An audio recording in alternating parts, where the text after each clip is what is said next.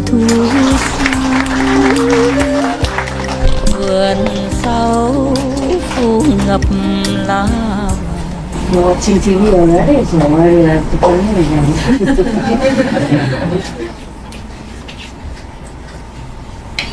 Okay, should I go listen?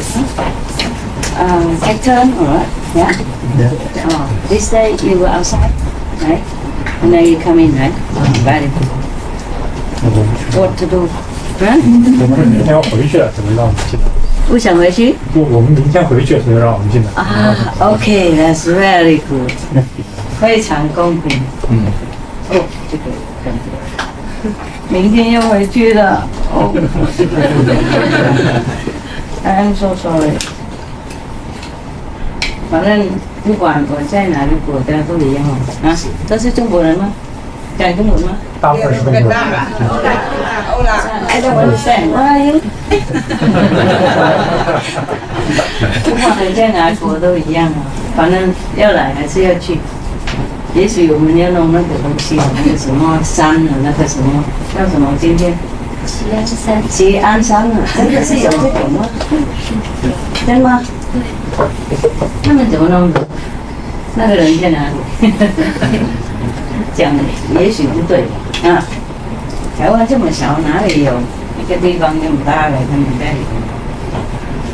齐安山很大吗？有没有人知道？是你讲的吗 ？OK， 是谁属于齐安山的？齐安山哦，齐安山没有属于那边，不过知道哈。多大呢？啊？够不够给我们呐？啊，够。山这样大哈？一个山。一颗山。一颗山。一个山。一个山而已。对，应该够大。啊？应该够大。山那里多的，怎么那么大呢？还有别的地方。是。不过不会够的。也许现在够。那先去再说。Em không mang thăm về. Về đâu? Về sao? Về đâu vậy? Về Mỹ hả? Dạ. Về Đức, về Mỹ. Về Áo. Áo. Hồ Lan. Thụy Điển. Thì đâu có xa lắm đâu. Xa nhưng mà chúng con vẫn nhớ. Thì mai mốt trở lại.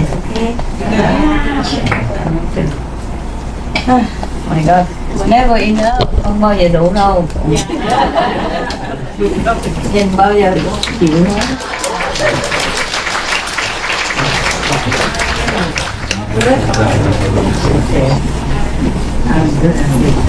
Okay, take care.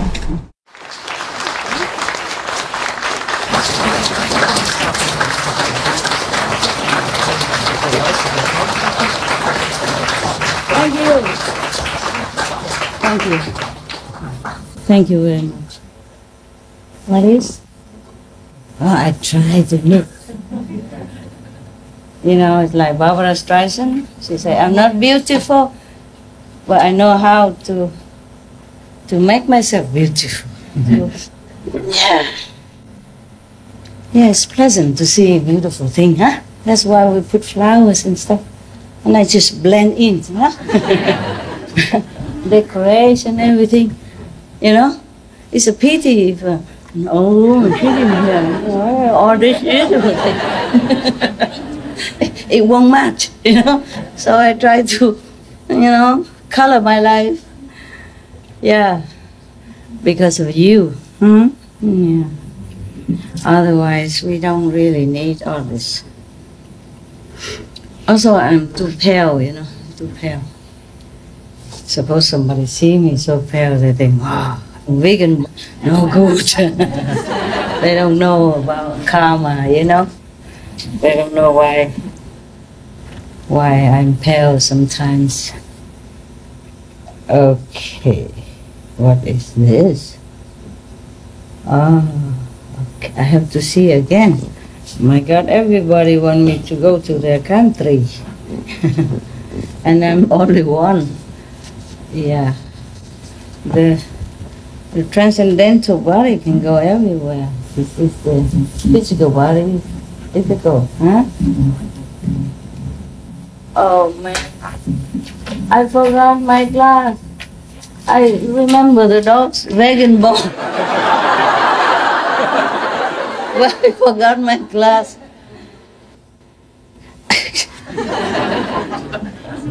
You know, dog's bone, vegan bone, I remember.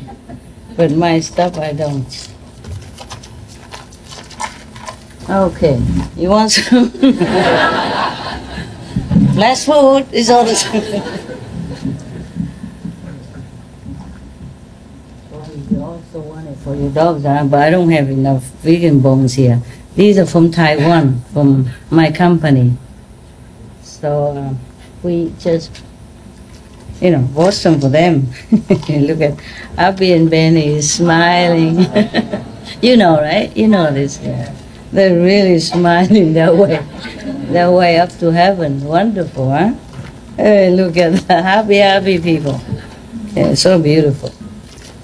So how is the food today? Everybody has enough? Yes. Good. Even if not enough, 1 or 2 days you won't die. I promise. This is a method to teach you how to die, no? Yeah. Originally, Kuan Yin method is like that, you know, how to die properly. How to die every day. Practice dying. So that when you die, you don't feel terrible, yeah? And you're used to it. What is another day of dying? But this time may be real. We should really.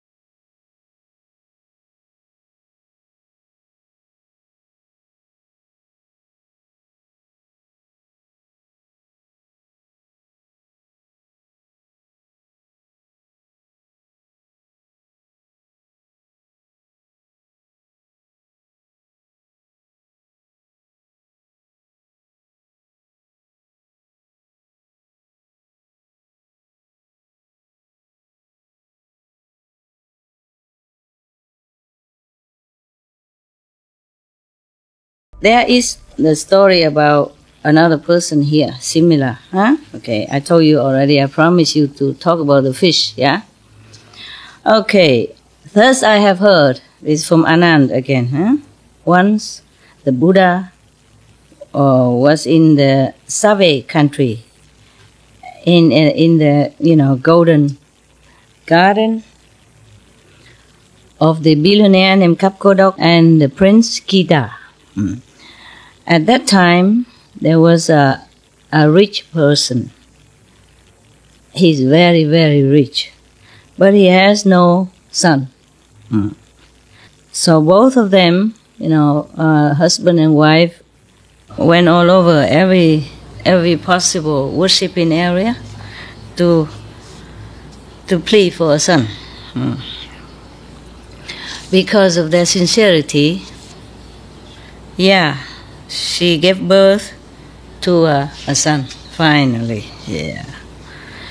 And then one time, both of them went out to near the river, yeah, and playing and having picnic. And then because they're happy, so they're tossing their child up and down, up and down. This is a thing you should not do, okay?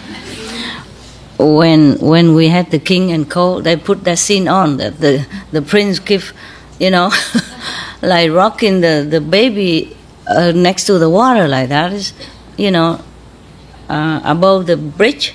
This is the thing you should not do with babies, so you might lose your hand and then you might get loose, you know, your grip, and then the baby might fall down. You don't do that on the balcony, you don't do that next to the river or anywhere. Except maybe in the bed, when you just cradle him a little bit, then it's okay. On bed, big bed, or on the floor, you know, carpet floor, then okay. Now, so, and then they were, the mother keep, you know, throwing the baby in the air and then catch him, you know, some people do that. Keep doing that.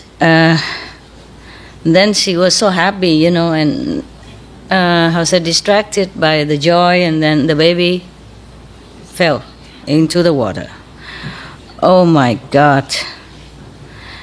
She screamed for help and, you know, jumping around, and then a lot of people went inside the river, go in the deep bottom, but cannot find him again. So, of course, the mother collapsed, you know, from pain and sorrow, blaming herself. For a long time, she was unconscious until people helped her to put ointment and medicine, then she regained her consciousness. At the end of this river, there was a little village, and there was also a very rich family, and the rich father also has no son, and he also went different worshiping area, you know, wherever they think is very successful, they keep praying everywhere, but didn't get any son. One day he told one of his servants to go out to catch some fish with a net at the river, and then he caught one big fish and brought home. And when they opened the stomach of the fish, the baby comes out, still alive. Yeah. And it's even a son. Yeah. Oh, they're so very happy, this family. And then they bathe him, you know, make him clean everything, and then bring it to the boss. Oh, the boss was so beyond himself with happiness. He thought, wow, up to now we've been praying for a son. So this is the heaven reward for our sincerity. This is a miracle. This is truly heaven sent. He believed that. Of course, would you know? You would? No, okay.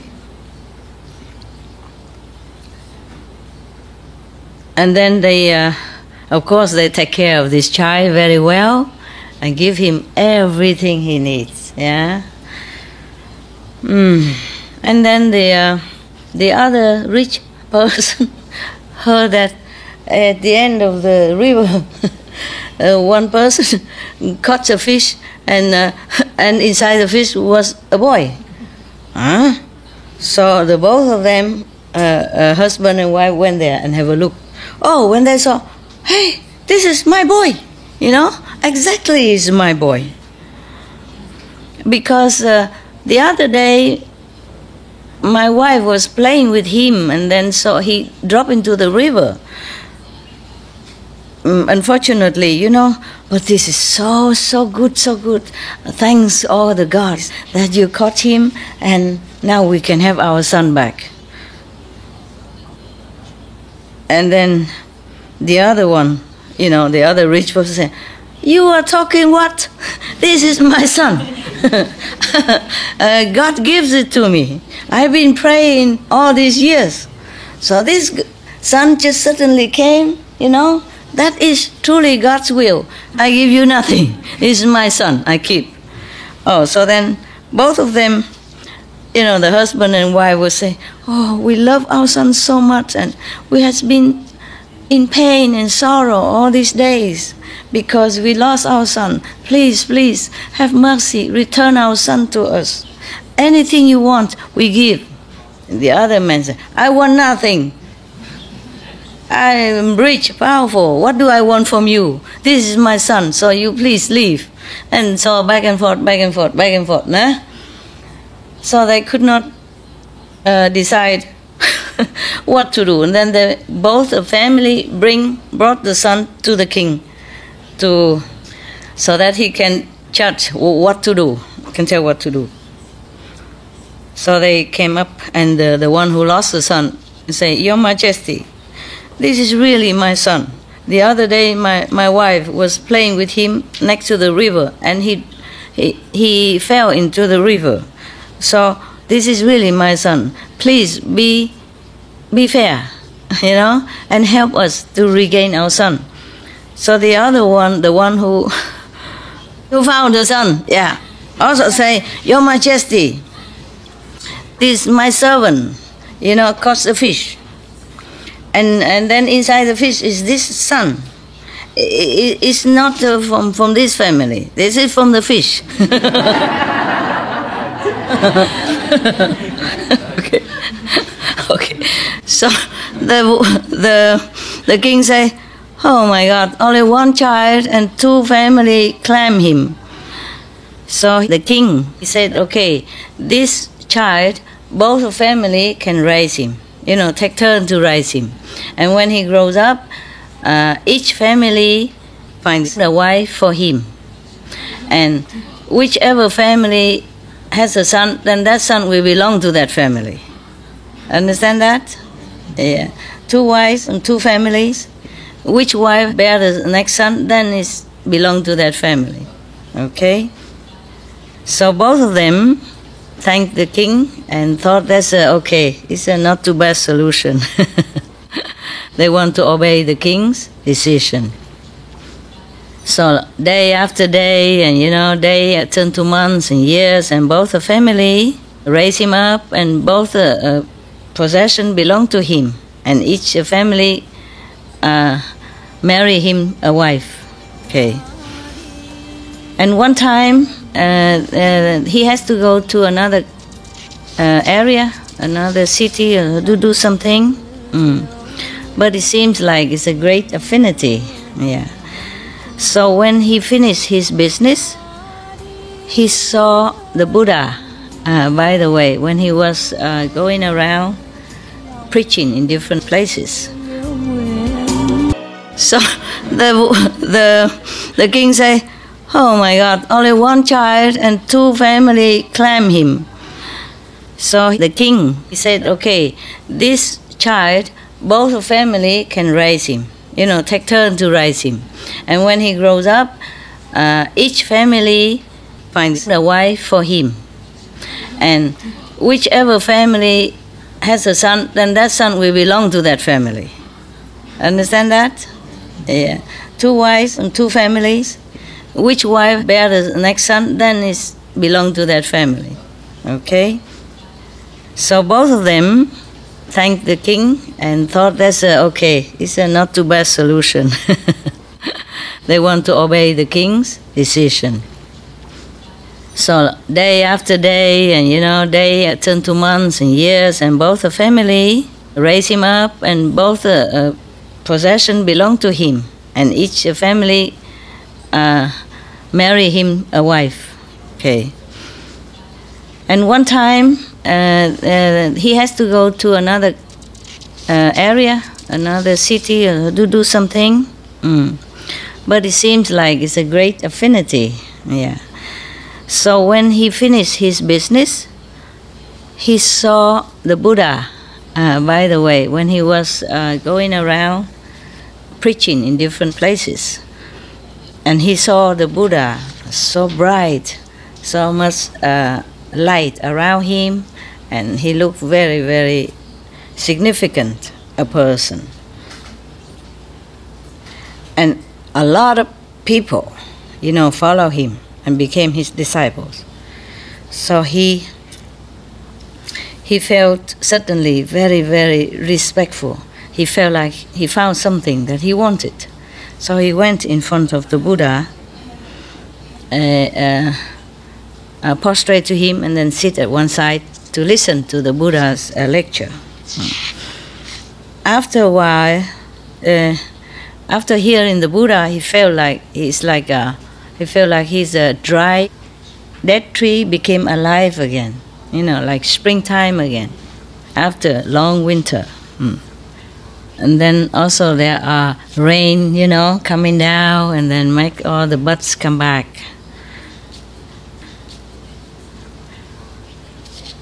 When he left to go home that day, he was so happy and excited.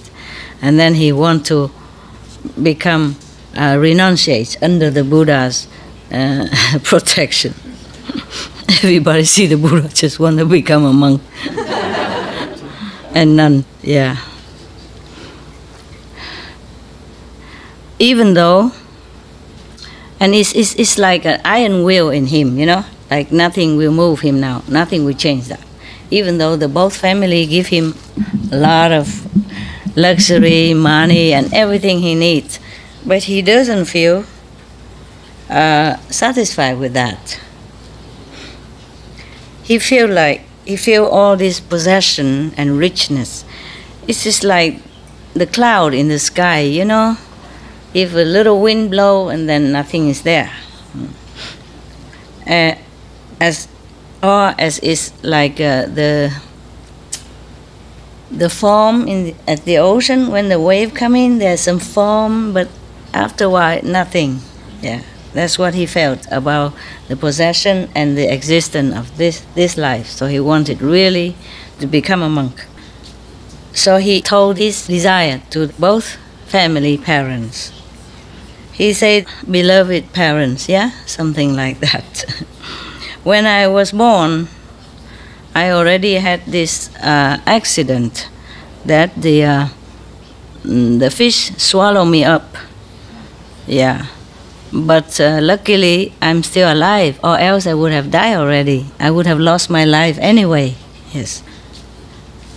So, and I think about that, and I feel that nothing in this life is really permanent. Nothing is really solid and lasting. Even I have beautiful wives, or high position in the society, or a lot of possession, I feel this is all impermanent.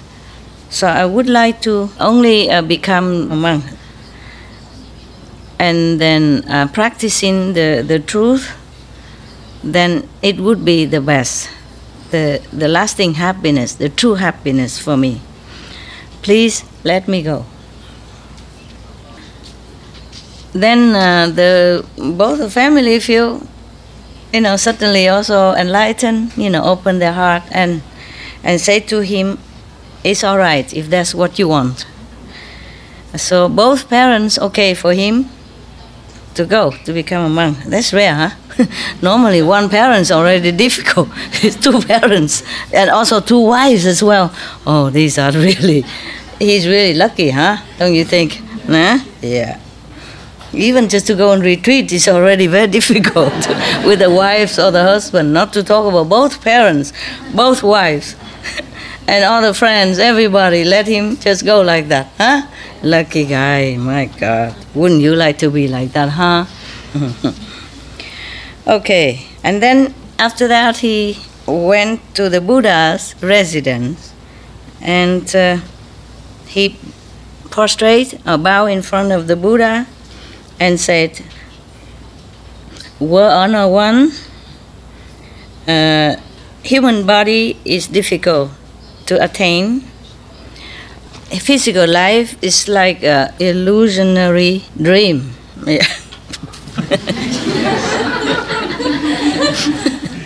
So I sincerely want to leave it all behind and come here humbly beg you to accept me with your merciful heart, merciful compassion, to be one of your monk disciple.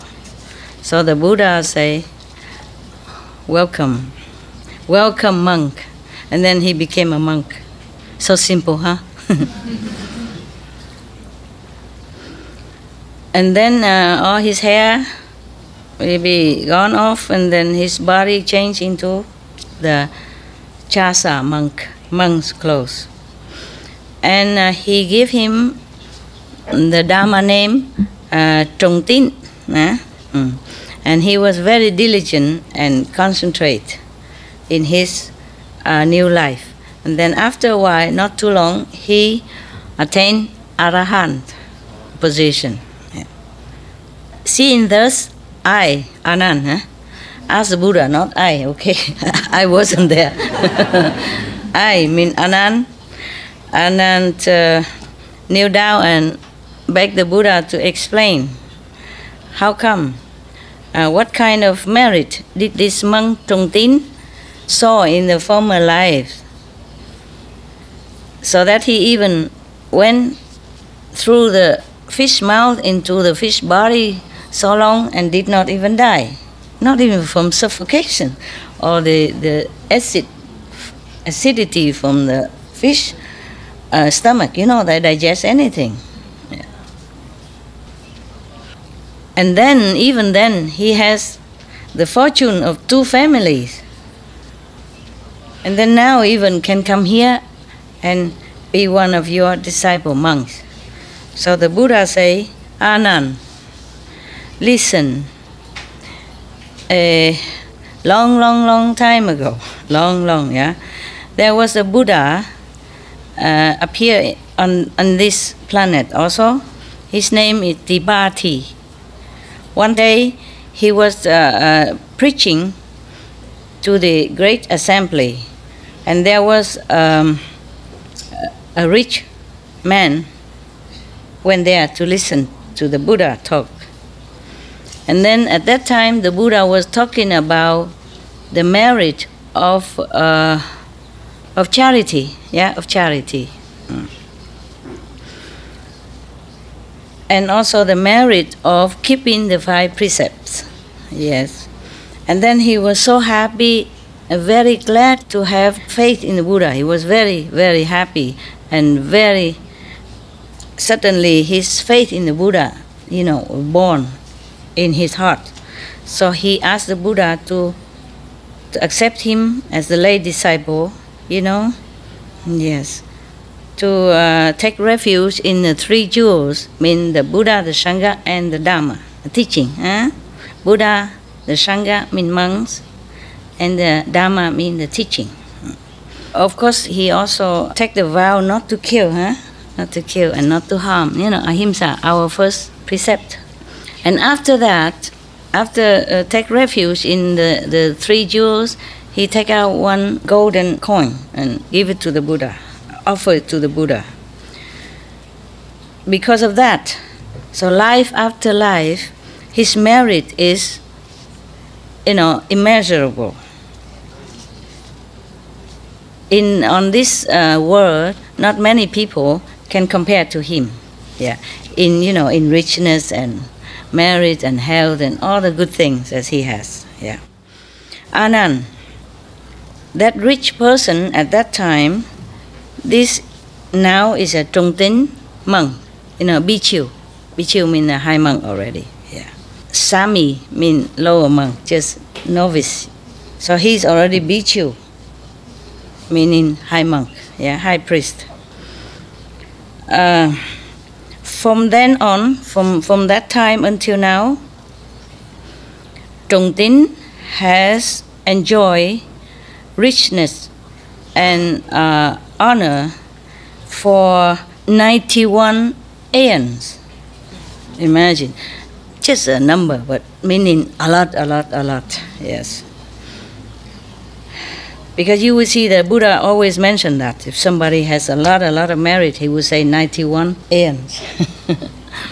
Buddha love numbers. Yeah. you know, the 8 noble paths, the 4 noble truths, the 12 affinities, you know. Huh? The 3 jewels. Etc., etc., yeah? Yeah. And 84,000 means to enlightenment, yeah? 18 Arahant, 500 BQ, whatever that is, huh? He likes numbers. Just to make sure that the assembly understand, yeah? Because without a concrete number, maybe people cannot grasp it very well. Just say, oh, it's a numerous lifetime. It's a numerous, how long is numerous? I keep thinking, you know. So he just has to give them a number, yeah? Yes. And the 5 precepts, the 10 good merit ways and all that, everything he has a number. So make sure that everybody cannot argue anymore. Like, do only 4 is good enough or not? No, 5, okay?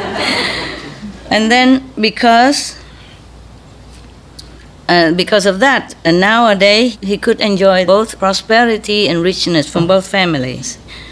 And because he always keep the first precept very, very sincerely, the non-killing, the ahimsa, the non-harming others.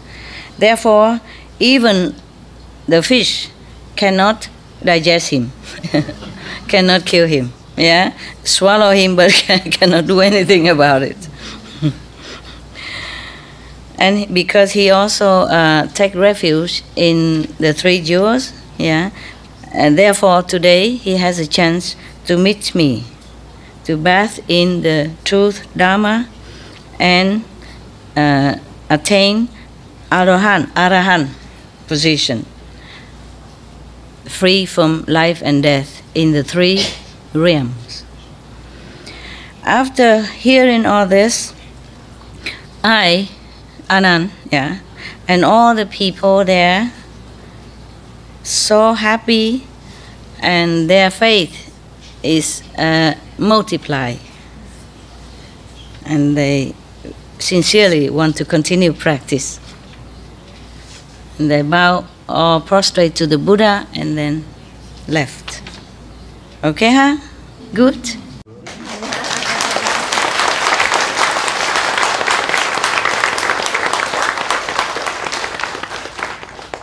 This also, that is another short story, yeah. Any question? You see, keeping just even 5 precepts, yeah? Especially the non-violent precept, no killing. The Buddha don't tell lie. He's a Buddha already, yeah? Life after life, he sacrificed a lot. Therefore, he became a Buddha. That is for ordinary sentient beings. Yeah? Ordinary person can attain Buddhahood by being sincere, morally stable, keep the precepts, and sacrifice for others. But the Buddha was very extreme. I tell you one story, okay? Yeah. One story. One of the sacrifice. Otherwise, if I read all of this sacrifice, it takes forever. But one day, if we have more time, I will read it. Yeah? It's a lot. And my talent of translation nowadays is terrible. So I read a short story. Charming way. What? The translation is very charming, so it's really enjoyable. Thank you. Thank you. Typical. She always praised me. She always make me feel good. Thank you. Okay, so I couldn't find the other one, so I just read one. The one of this is similar, okay? A little bit extreme also. The Buddha, he sacrificed everything so that one day he will become Buddha. Whenever he sacrificed something, he vowed that from this merit, I just want to be Buddha. I don't want to be the Brahma. I don't want to be Vishnu.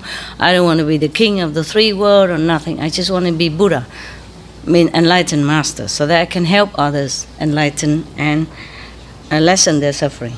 Yeah, that's why. But life after life, countless lifetime that he sacrificed a lot. That's why I told you I don't want to be a Buddha. I don't want to come back and be Buddha. If it has to be so many lifetimes like that, I just practice Kuan Yin method. Yeah? Okay. Oh well. Because before, many lifetimes, he was even king and queen and all that. What time is it now? Maybe we could do it, huh? Are you sleepy? Okay. Okay, then I try to read this one. Maybe just half and tomorrow another half. Okay, huh? Yeah. Just to let you know why I say I don't want to become a Buddha. Okay. This chapter, title, Brahma asked for Dharma, the truth, the teaching. Thus I have heard. One time the Buddha in the Save country, in Thỉnh ashram. He has another ashram. Eh? People keep offering different ashrams so he can come and go and stay with his monks. Because of compassion, sincere compassion to save sentient beings. So in order to save all sentient beings and all that, he has sacrificed and worked very hard, life after life, so many lifetimes. Very, very tiring and suffering a lot to become a Buddha. Yeah. When he first attained Buddhahood,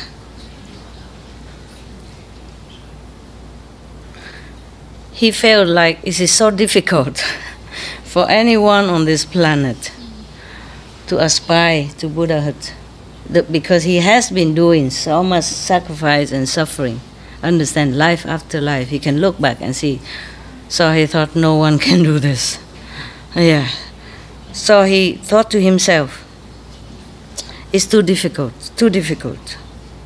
All the sentient beings, their ignorance is so deep, so profound, and this ignorance is like poison into their system, yeah, into their mind and their soul, their heart. So their mind, their heart is very chaotic, yeah. It's not stable, not in good condition, and their concept is very narrow. Their wisdom is zero.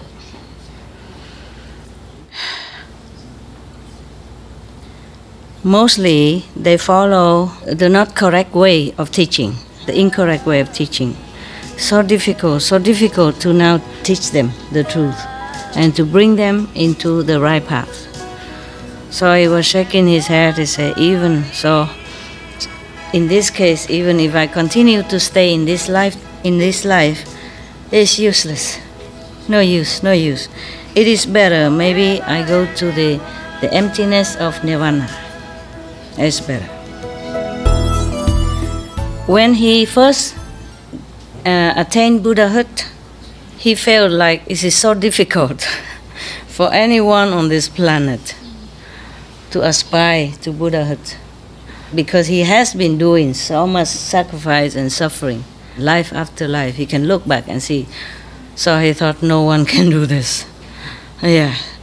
So he thought to himself, it's too difficult, too difficult. All the sentient beings, their ignorance is so deep, so profound. And this ignorance is like poison into their system, yeah, into their mind and their soul, their heart. So their mind, their heart is very chaotic, yeah. It's not stable, not in good condition, and their concept is very narrow. Their wisdom is zero. Mostly they follow the not correct way of teaching, the incorrect way of teaching. So difficult to now teach them the truth and to bring them into the right path.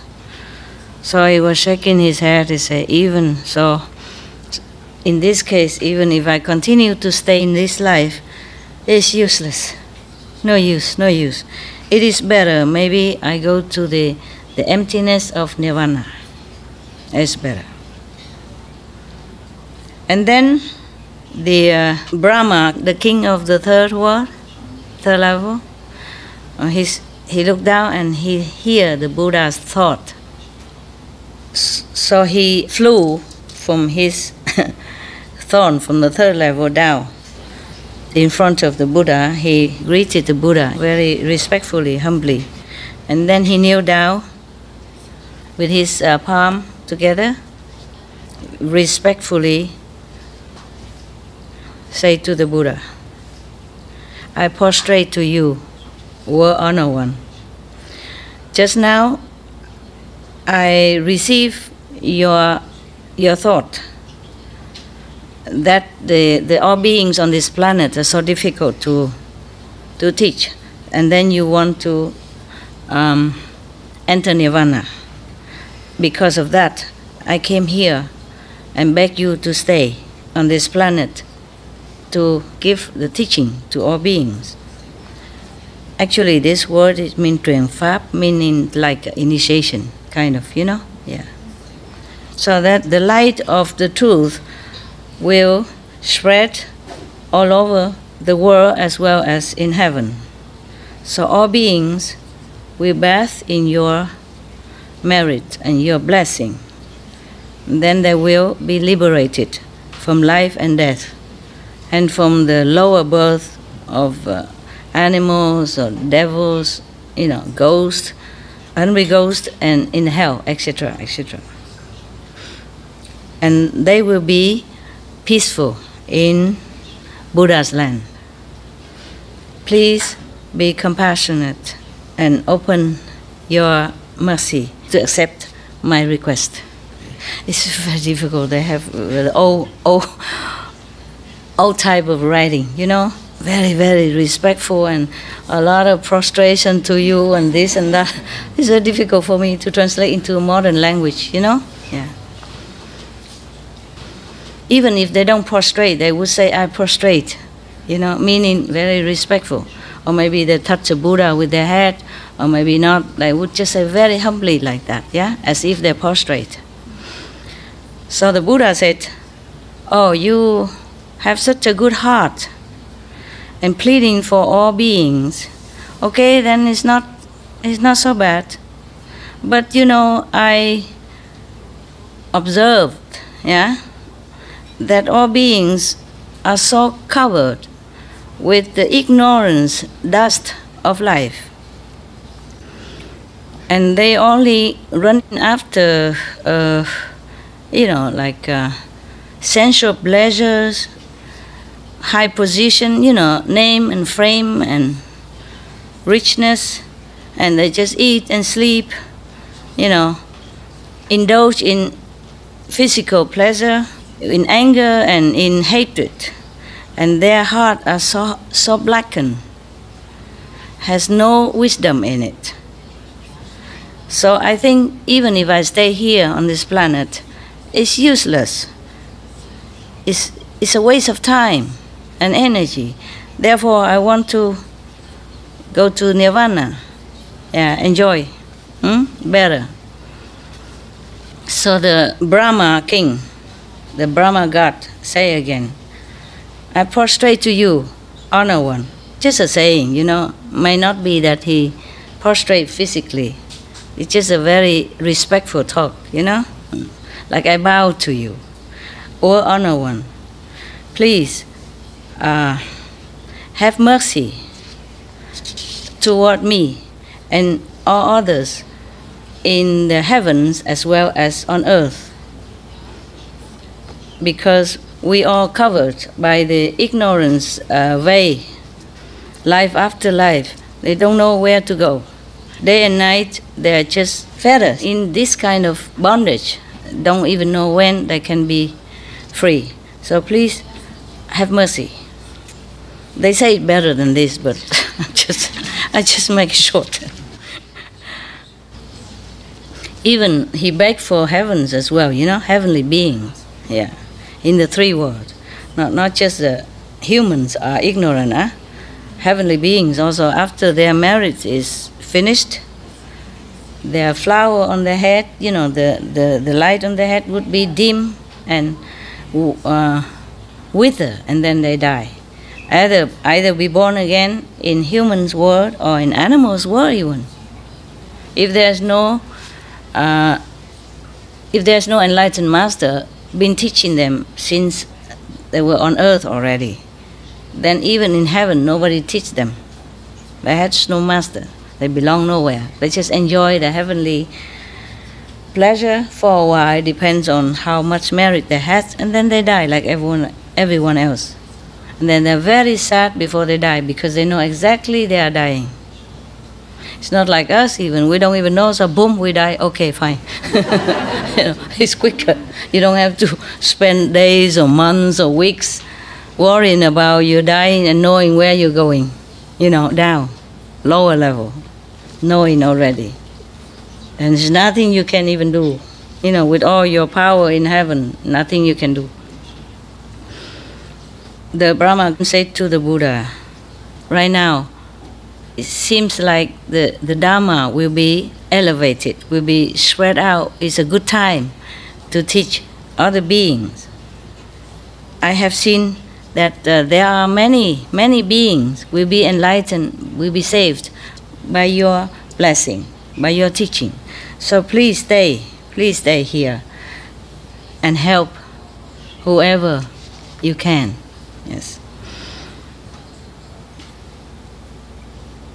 Because I remember in so many countless lifetime, countless kalpa, countless eons, because of us, all beings, that you have gathered even just one stanza of the truth, or one quadrant of the truth, because you wanted to know the truth so much. So even you sacrifice your own life, you forsake your wife and children, you sacrifice for the truth. Very scary, very frightening in way.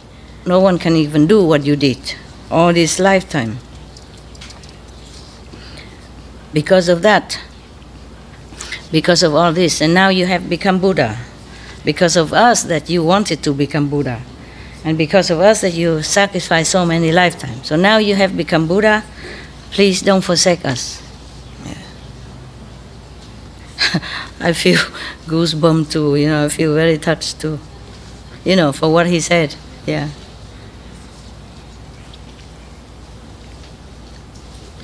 Now that World Honor One has already attained the ultimate goal of your life that you wanted, but all of us are still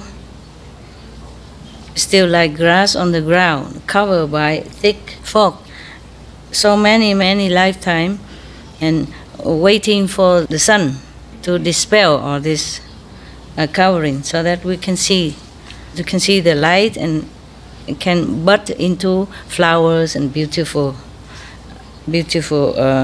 beings. Yes, I prostrate to you. I beg you, please do not forsake us and go into nirvana. Not so soon, he said. Yeah. And I remember another time. It's a very long time ago. There was a king named Tuloba, also on this planet. He ruled over 84,000 smaller countries. I just told you numbers. It has to be 84,000. Many times he mentioned that. Even not this king, but the other king also ruled over 84,000 and have 10,000 great officials in the court, in his court, etc. And then he has 60,000 mountains and rivers, meaning his country is big. Yeah, it has to be a number. It's more visualizing. It's more concrete, right? if he say, oh, a lot of mountain and river, we cannot grasp, the mind. So he use numbers all the time. It has to be 60,000 mountain and river, okay? And then he has 800,000 smaller, what is it like in Africa stuff? Tribe, huh? Yes, those are tribals, yes. And then he has 20,000 wives. And he had 10,000 great officials, court officials. Well, in the old time, they have wives and they have concubines and they have ladies in waiting and servants and all that, and all included. Because once in the former life, in the former time, even recently, like say Qinglong dynasty or something like that, not far ago, not long ago, the king always have a lot of ladies. Yeah, he has one wife and two second and third wife. In case the first wife cannot bear a son, then the second wife or the third wife, or maybe the first wife is in a bad mood, then he go to the other. So it's convenient. No need to wait or beg her to reconcile or thing like that. He's a king, he can't just say, sorry, honey, come back. She went back to mother, and then he went to the second or the third. He's a king, yeah? And then apart from that, he has concubines, which he probably never touched, never seen. But he must have. It's for his dignity. I don't know why they do that. And so all these virgin maidens had to offer themselves to the king, either voluntarily or by force, yeah? And then they would never, ever marry anyone else. They belong to the king, even though the king probably never saw them, never have anything to do with them. But they have to be there for him, in case he ever wanted. And they're not allowed to marry anyone else. Yeah. If they have, side affair with anyone and caught that is chop head, both. The boy and the girls. Yeah. And all the boys are useless anyway. They're all eunuchs. You know what I mean? Yeah. All cut, chop.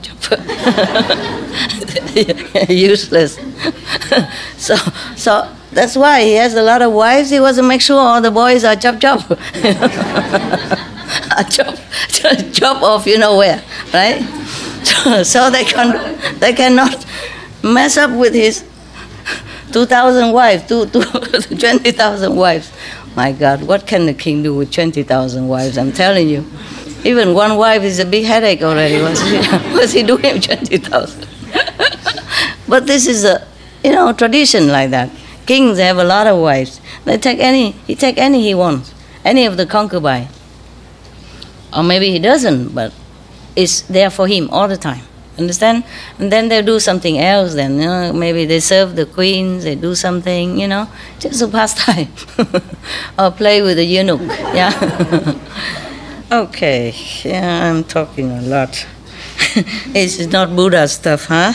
Yeah, but just in case you don't know. Just in case you wonder why the king has 20,000 wives. Oh, yeah, this is the way it is, Yes, the way it was, huh? Okay. And nowadays, if you have second wife, whoa, trouble with the law or whatever, you know what I mean? Yeah. It still exists. What, love? It still exists. Still exists? Where? In Arab? Maybe in some countries, some smaller countries.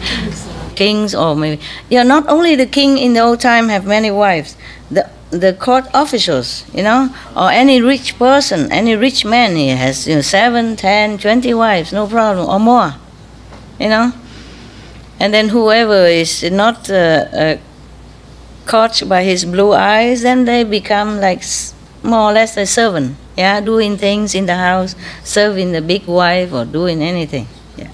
But whoever among them bear a son, then the elevated status, become the third or fourth or fifth wife, whatever. Yeah.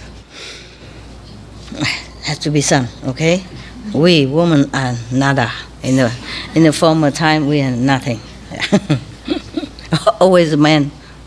Maybe that's good. That's why God make me come into this woman body, just to show him. Just to show him that we women can do some. It does affect the children. It has some effect, yeah? Yeah. Nowadays we have many prime minister women, president women. Thank God, huh? Thank God. And high officials also women, yeah. And a high banking official woman, yeah. Like Christine Lagarde, for example, yeah. They're all powerful nowadays. Powerful. Even India have female president, yeah. Before, no? Maybe still there? Not Indira Gandhi, recently. A new one. President. Yeah. Not Indira Gandhi, no. Now. Few months ago. Yeah. No, Pakistan is another one. What did you say? Yeah. She president or prime minister? President. She was president. See, told you. You India, you don't know nothing. Yeah, what did you say? Oh, she's the president. Yeah, you good. Now you know. Okay, just so rare to have a president and you forgot, huh? This is a thing that you should never forget, right? It's so rare. So rare. What? I'm also Indian. You are Indian? Oh, you look like Indian to me. Blonde hair and all. Blonde hair and fair skin. We have Zoroastrians in India. Oh, yeah? Yeah. Good for you. See, woman, we know more than you, huh? Look at that. What kind of Indian is he? Huh? Just eating curry and doing nothing and don't even read the newspaper, don't watch the television. What you been doing all this time in your life? Okay. I don't understand this kind of man, do you? No.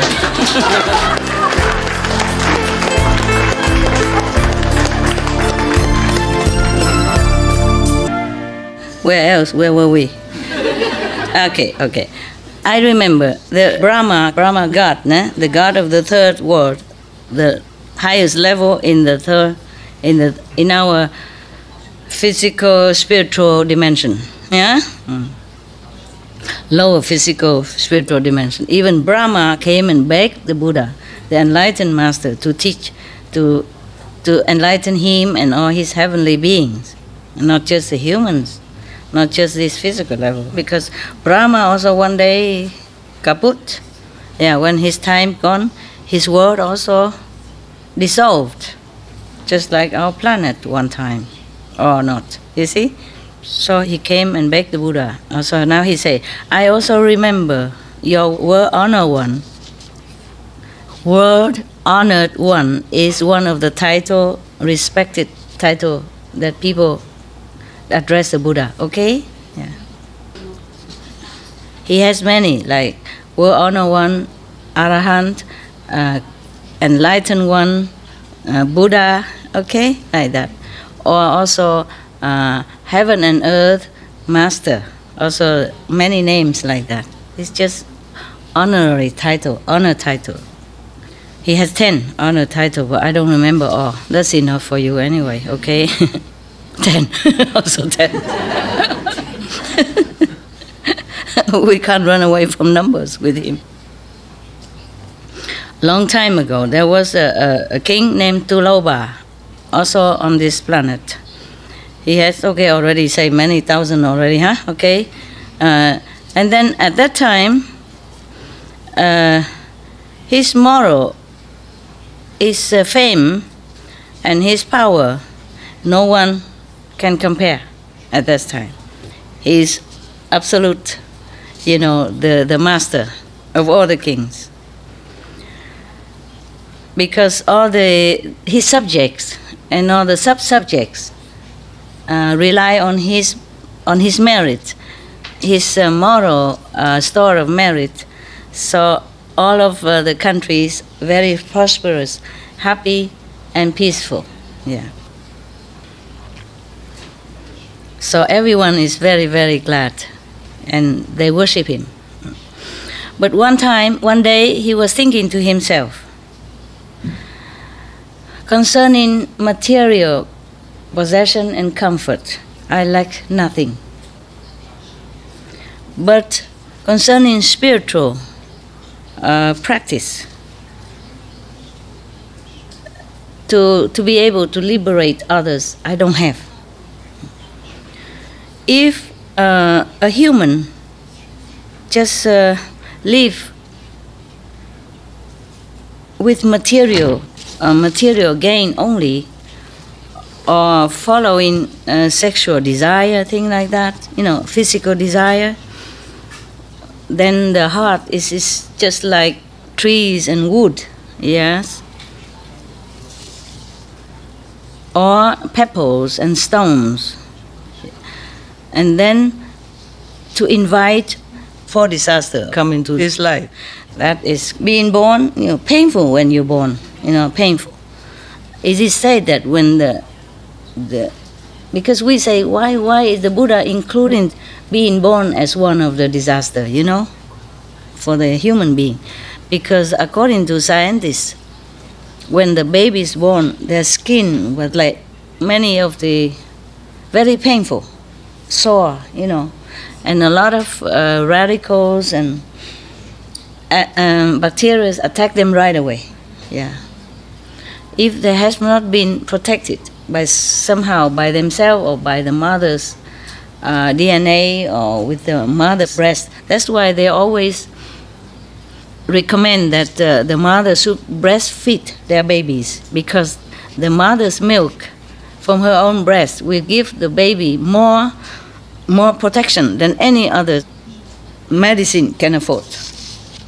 So it's very lucky for any baby who is breastfed by his own mother. Yeah. So he included. At that time, there's no scientific proof, but the Buddha already know being born is a pain. You see, the four pain, the four disaster of human life is being born, getting old, getting sick, and die. So it's a four noble truths, he said. How noble can that be? Born, die, and sick. What do you call it? Four noble truths. Okay, fine. Yeah. All right, then. So it's not different than any animals, just eat and sleep, and even laying on top of the pool, on the dung, and don't feel anything, just to pass time. It is my fault, the king thought. I have to find a way. It is my duty to find a way to liberate them, to liberate all these ignoramus that he mentioned above, okay? After thinking first, he posted messages, flyer everywhere, taping on the walls everywhere, and asking all the people under the sun, anyone who knows about the truth of enlightened saints to liberate other beings, can come and teach me. And then whatever that person wants, I will give, without reservation. Yeah. He probably thinking just all the store of jewels and money and, even his kingdom or even his throne. Yeah. So, there was the God again, the lower God of the astral level. Hear about that, see that. So he want to come down and test the king. This boat has nothing better to do than making trouble. Yeah. Story after story, you will see all this kind of God keep coming and making trouble for the Buddha. The poor Buddha, the poor Buddha to be. He's just a mortal, right? He has no power, nothing. He has only a sincere desire to liberate other beings, his subjects, for example. And then they have to come down and make trouble. You see what trouble he make. You will see. You will see, and you cannot love them. Thank God we're not going there. We pass by, yeah? Hello, and say, pass by the astral level. But be respectful, huh? Otherwise he come and test you and then I don't know what to do. Okay, this god Koti Samong, he's one of the king in the, probably astral level. He came down. He changed himself, he used a magical power to change himself into a vampire. Yeah, the face is very, very blue and green. No, green and blue. Sunlight. I mean, it's glowing green kind of, ugly green. And his eyes is so red like blood. And his teeth are as big as the banana. And it protruded out like fangs, banana, banana, banana. Probably his mouth would look like a bunch of banana. Okay, must be scary, yeah. Yeah, and then his hair is growing upward, standing up. Probably he used some kind of spray, gel, huh? Hair gel. Probably bought it from supermarket and take it up like those junk nowadays, punky people. No, hair all stood up. Yeah. And his mouth, the fire comes out from his mouth. I guess he has some oil inside and then pull out, like those people. And then, these circus people, they can do that. Probably that's what he does. No, he's not. He's just making trouble. He's just making himself look like trouble already. And then he came in front of the palace, torn away the flyer, and then said to the gatekeeper, "You go inside, tell the king, I know the truth. I will teach him. Let me in quickly. If he wants, I will teach him." Okay, the gatekeeper was okay. Quickly go inside and say, "Your Majesty, outside there is a I don't know, a being or a person or whatever. His appearance is terrifying." Yeah, but he said, he professed that he knows the Buddha's teaching, the truth, enlightened teaching. So he wants to come in and teach you. Please tell me what to do. So the king was very happy. Oh, he put on his hat, his crown, wear his majestic clothes, the best appearance, and come out to the gate and greet that person and invited him in. And then he even let that terrifying being sit on his throne as a sign of respect, just to show how much he's thirsty for the truth knowledge, understand, and how humble he was, how sincere he was in this matter. That's what it is, okay? He wanted to show that. Probably that's what he felt, oh, so rare, so rare to have the truth. And then he treat him like God, of course, right? And the next morning, he prepared a very high dais, beautifully decorated, maybe similar to this, okay, or better. And then he served him meals and drinks. And then he asked all his musicians in the court, playing music, singing song, welcoming, and dancing and all that, welcoming the teacher on the dais, on the platform. And then all the court officials, and the citizens in front of him, in front of the teacher. And the king come out, greet the teacher, and kneel down, prostrate in front of him, this terrifying person. Imagine, huh? He must be really, really sincere. And he prostrate in front of the teacher, this terrifying vampire looking, and requested, plead for the truth teaching. So the vampire said to him,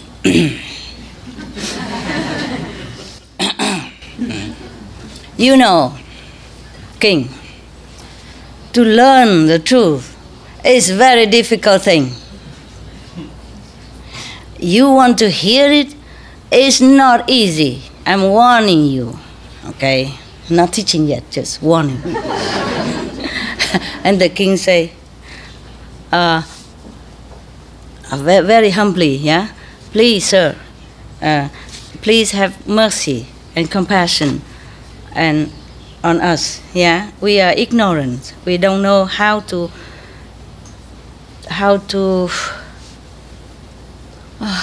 request properly, yes, and respectfully. Please teach us how to do it so that we can hear the teaching. And the teacher, the vampire teacher said, if you bring your wife and children here for me to eat, then I'll teach you. I told you it's scary. I told you I wouldn't want to be Buddha like that. Okay. All right. So, after the king heard that, he obeyed him and said he will obey and do that, what he wished. So he came back to the palace, called his wife and children. He said, I have to tell you this. Husband, wife, parents, children, loving each other, clinging to each other, but it's only in the cycle of life and death, of impermanence. Even so much love one day must separate.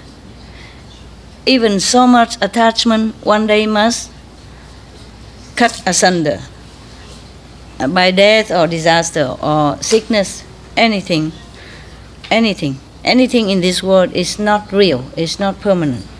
So because I want to find a real way, the truth, in order to liberate myself also, and for you also, meaning the wife and the children.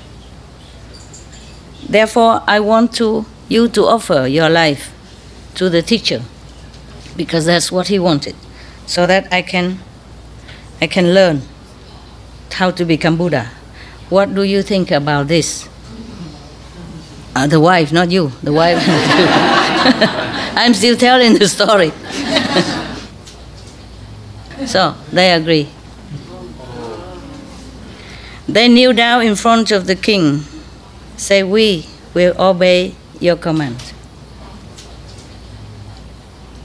Yeah, just like that. Probably that's, at that time, the wife must absolutely obey the husband, the children also. But maybe because they also know this is for good cause. You see, probably the king is such a true seeker, sincerely true seeker. And so the wife and the son already knew that, yeah? And also became used to his idea and his way of, searching already. Huh? Abraham? Yes. Yeah, he also sacrificed his son, but then finally the God didn't kill the son. Yeah, but he killed the goat. What kind of God? Oh, maybe it's just symbolic, Yeah, he probably won't kill the goat either. What kind of God who need to eat the goat anyway? Then I won't worship him. But the Buddha was so desperate, he was so sincere, and so pure in his heart, that he doesn't doubt 1 second this kind of teacher, who even asked to eat human flesh before he even teach the truth. You understand? Nowadays, even you would say, I won't do it. You know what I mean? Yeah. Probably I also say, I won't do it. Yeah. But he was so pure, so sincere, so desperate. So they do that, okay? After having obtained the agreement from his wife and children, he brought them in front of the teacher, of the vampire-looking teacher, and give it to him. And then the teacher, in front of the whole assembly, take them one by one, eat them. Yeah, I'm telling you. In a blink of an eye, he finished them alive. Everybody sticking his tongue out and, and shake their head and, you know what I mean, yeah? God. Everybody was so scared, so frightened, and so disgusted. I would be too. Huh? We would be.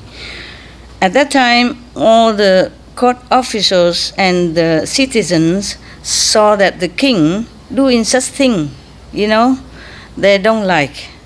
They don't agree with that. They don't feel satisfied with that.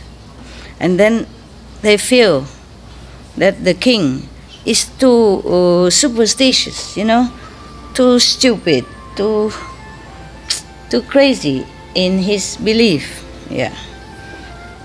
But they do not know truly that the king do all that other being, other human could never do, because he truly want to find a way to liberate others. Yeah, so he sacrificed.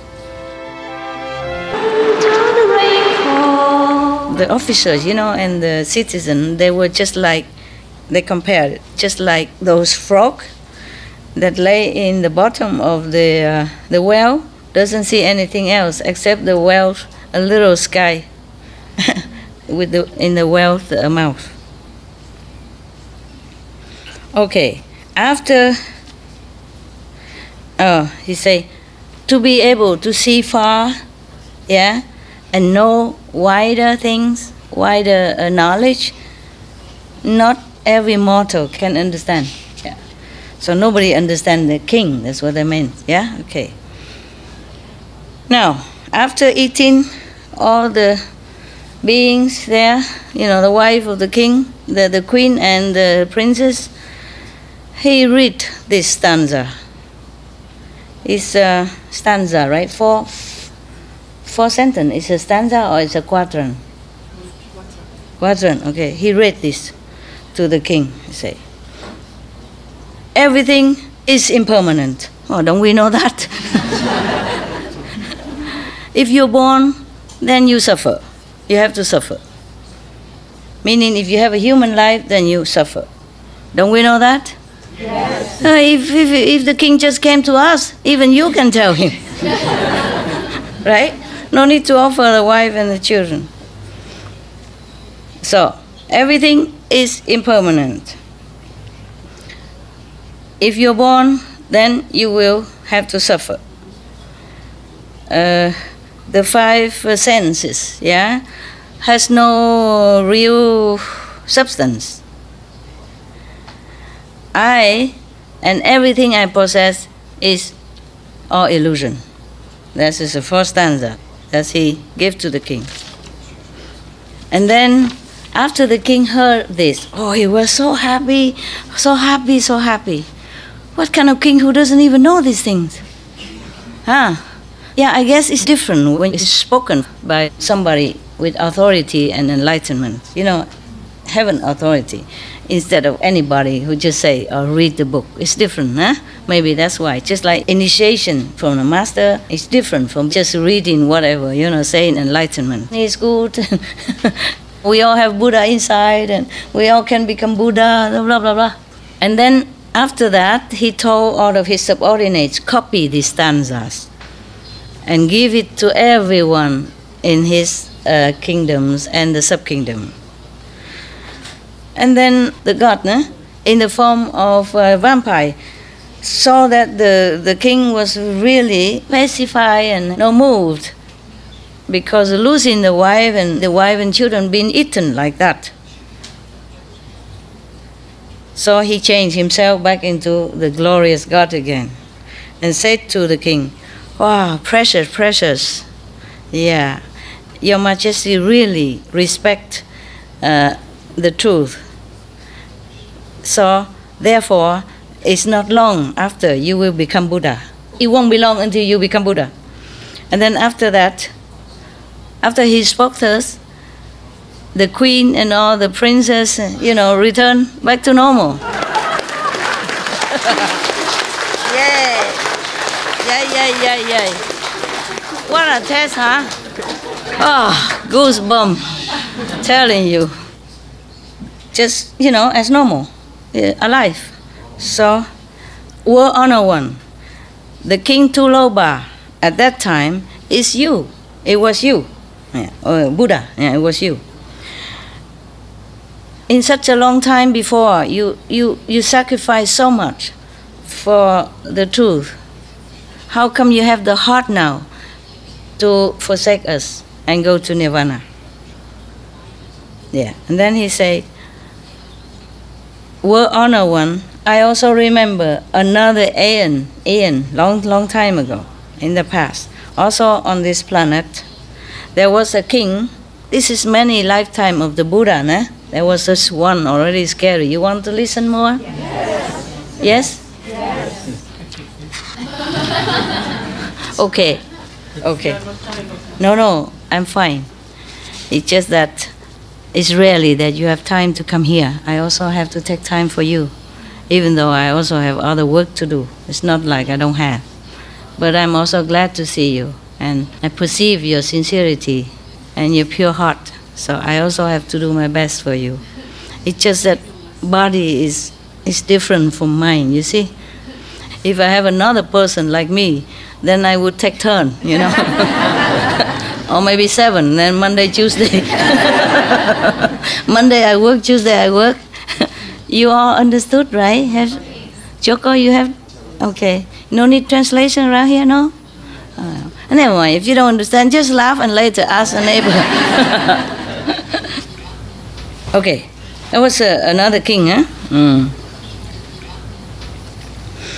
Name is Kensani Yetle. Wow. He also ruled over many countries, sub-countries, yeah? Also, 84,000 tribes, 20,000 wives and concubines, and 10,000 court officials.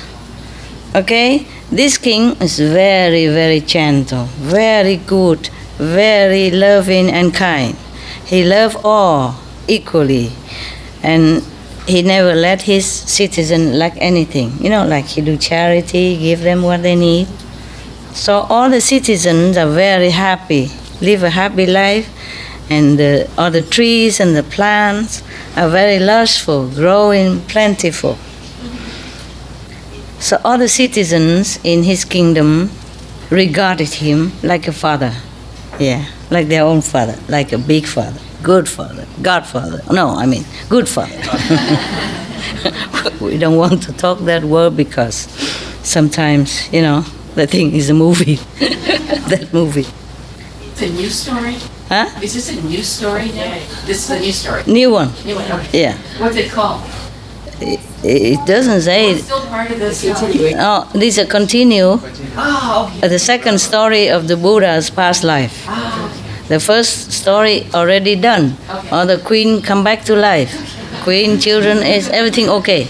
This is another country, another lifetime. Okay? Another past lifetime. Right. Okay, Bodhisattva? Yeah. Savana? Got it? Yeah. So, it just looked the same because he have 84,000, 21,000 wives. I told you, it's just a symbolic number, yeah? So that's why she's confused, because she thought, how can every king have the same? But it's just a Buddha talk, you know? He just tried to get it drive into the mind of the listeners so that they won't forget, yeah? If you just say, oh, so many queen, many sons, then they think, okay, many. But if you say 84,000, wow, that's a lot. You see? Okay. One day, the king sit on his throne and was thinking thus, I attained this high position in the world. Is, you know, very respectful, reverent position, because in the past life, I probably done many good deeds, yeah? And now, all my citizens enjoy prosperity and happiness. Nevertheless, this is only physical things, material comfort and satisfaction. Concerning physical comfort and material satisfaction, one day it will disappear. Any material things will disappear or kaput. Kaput. It's not a lasting happiness. Yeah. So I would like for myself and all beings to have lasting bliss and happiness. Then I really have to go and find an enlightened master to teach me the truth. Otherwise, it won't work. Yeah. Okay. After thinking thus, he again tell all his subordinate to write this leaflet, notice, write a notice and plaster all over the country. Whoever knows the truth, come and teach me. And then anything they want, I will offer. Okay, one time there was a Bolaman means a Brahman. In India, there were 4 castes of people, right? You know, 4 castes. The highest is a Brahman. The second is Shakya. Huh? Yeah. The warriors. The third? Merchant. Yeah. The fourth are the lowest. You know, they are untouchable. Yeah. I mean, they're doing a lowly job, you know, like laborers, yes, or scavengers and, you know, slavery or servants, or, you know, bringing human waste to throw out because in the old time they don't have toilet. Yeah, okay. These are the lowest one and nobody touched them because they believe, for example, if a Brahman touch this lower class, then his class also change into low class. So, and then wouldn't that low class change into Brahman class then? Yeah, why only one-way street? Right? Why only one-way street? Okay. So one Brahman person come inside, come to his name is Lao Dosai. Huh? He went to the palace and say, I have this miraculous teaching. Go in and report it to your king. So of course the gatekeeper run inside and report it to the king. And the king was very happy and put on his best appearance, you know, the crown and the best kingly outfit, came out to the gate and bowed to him, invited him in like a god. And then he asked everyone to prepare a very high, magnificent days, and then invite the teacher to sit on it, just like before, you know. Yeah. But they don't say that this Brahman is ugly looking or anything. So this time the king has luck, a better luck, at least from the view, you know, better view. You know, like when you buy a house, you have good view or not view, you know. Last time was terrible view. This time better view. Okay, it's getting better all the time, huh? It's getting better all the time.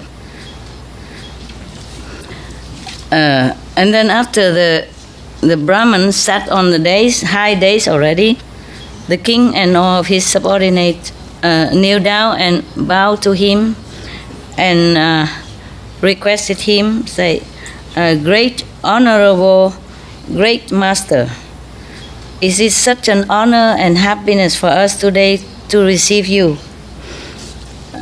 Today you have such a compassion that come to us.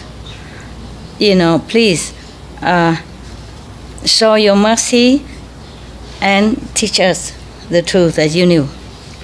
In the old time, they're so polite. Even the king was really well brought up.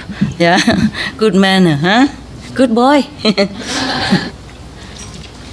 And Lao Dosai, the Brahman, said, I have acquired this wisdom with a lot of labor and work and diligence and, you know, a lot of work and suffering. I go through a lot in order to obtain it. And now, from far away, you know, area, it's not so easy. And now And also I have to practice it, you know, and to continue practice. It is not so easy like you said, come here and just teach you. So the king said, oh, please, your honor one, great master, tell us what we should do so that we do it properly, you know, according to the tradition or whatever, yeah. And the Brahman said, if you want to hear the teaching, the true teaching, then you have to bore 1,000 holes on your body. It's getting worse all the time. I told you I want you. You still want to hear? Yes. The words already you heard, whether or not you continue is the same, right? All holes get filled up at the end. Yeah, we continue. We continue. And then after you bore the 1,000 holes in your body, you have to fill it with oil. And put timber, something to burn it. Put wick, right? Wax. No, put something. No, with like a cloth to put it in, so that wick, right? So and then burn it. Yeah. Then doing that as an offering to me, to make offering to me, then I will tell you the teaching. Oh, the king was very happy, you know, so glad, so glad. Yeah, he accepted right away. But he said, please give me 7 days. Yeah, after 7 days, then I'll do that. And the Brahmins, why? You were scared or something? You tried to, let's say, run away or something? The king said, no, I want to tell all my citizens to come so that they will also be able to benefit from your teaching. Yeah. So he told them to write a notice again that all the citizens in this country should know that in 7 days the king Kiensani Yetle, because of requesting the truth, will bore 1,000 holes on this body and burn it as an offering to the teacher. Whoever wants to hear the teaching as well, please come a certain day, you know, at the palace courtyard.